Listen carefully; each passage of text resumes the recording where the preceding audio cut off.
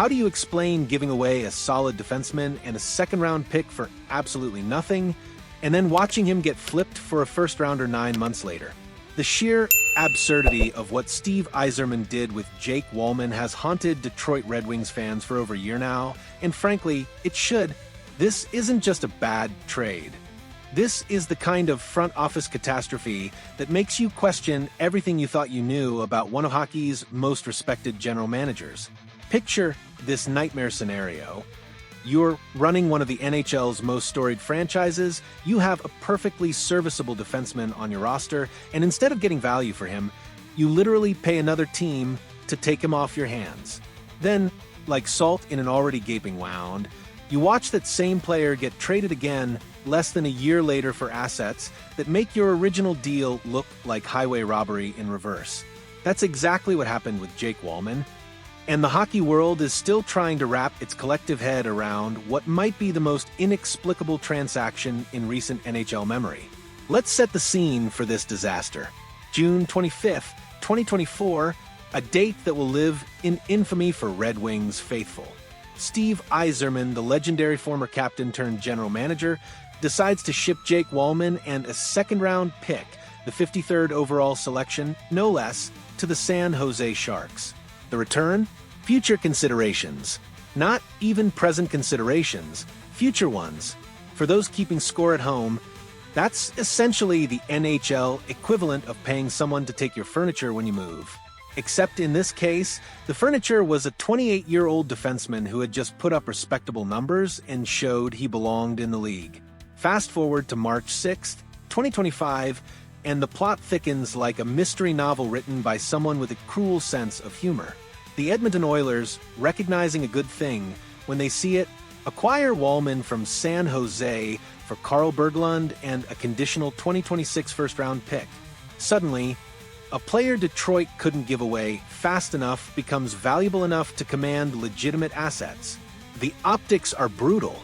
The Sharks essentially acted as middlemen in what became a masterclass in asset management. For them, they got Walman and a pick for nothing, held on to him for 8 months, then flipped him for actual value. Meanwhile, Detroit fans are left wondering if their front office has completely lost the plot. Here's where this story takes a turn from frustrating to absolutely fascinating. Deep in the corners of Reddit's hockey community, detective work has been happening, and the theory that's emerged might actually explain this madness. According to multiple sources and fan speculation that's gained serious traction, Yzerman believed he had a deal locked and loaded with the New York Rangers for Jacob Trouba.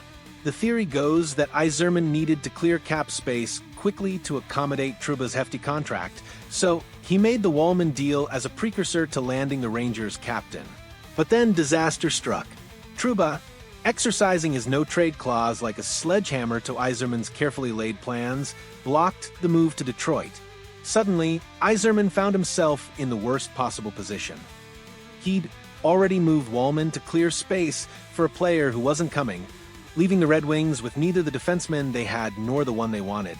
The smoking gun for this theory came in December 2024 during what might be the most awkward exchange in recent hockey media history. When asked about the potential Detroit trade, Trouba suggested that maybe someone should verify with the Red Wings if they were actually interested. ESPN's Kevin Weeks didn't hesitate. "I have. They were." The silence that followed was deafening.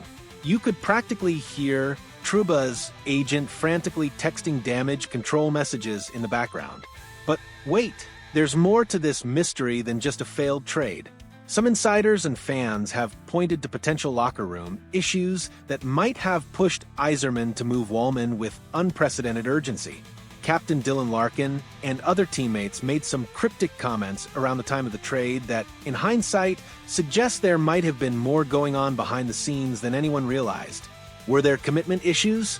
Personality conflicts? A player who wasn't buying into the culture Yzerman was trying to build? These are the kinds of intangibles that don't show up in box scores but can poison a locker room faster than a leak in a submarine. If Walman had become a problem internally, it might explain why Yzerman was willing to take such a brutal loss just to get him out of Detroit immediately.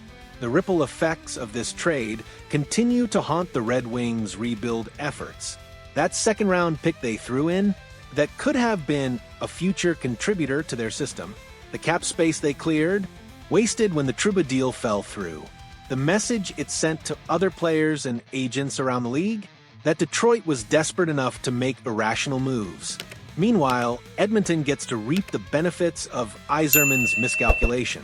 They acquired a defenseman who can contribute right now to their playoff push, giving up assets that represent future value for present help.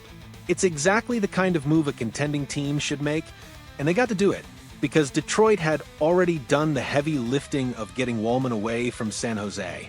The Oilers don't mind the mystery, they're too busy enjoying the solution to their defensive depth issues. This trade represents more than just a bad business decision. It's a crack in the foundation of Steve Yzerman's reputation as a master team builder. The man who constructed Tampa Bay's championship teams, who was supposed to bring that same magic back to his hometown Detroit, made a move that defies conventional hockey wisdom.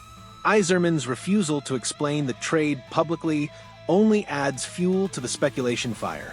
Great general managers own their mistakes, explain their reasoning, and move forward.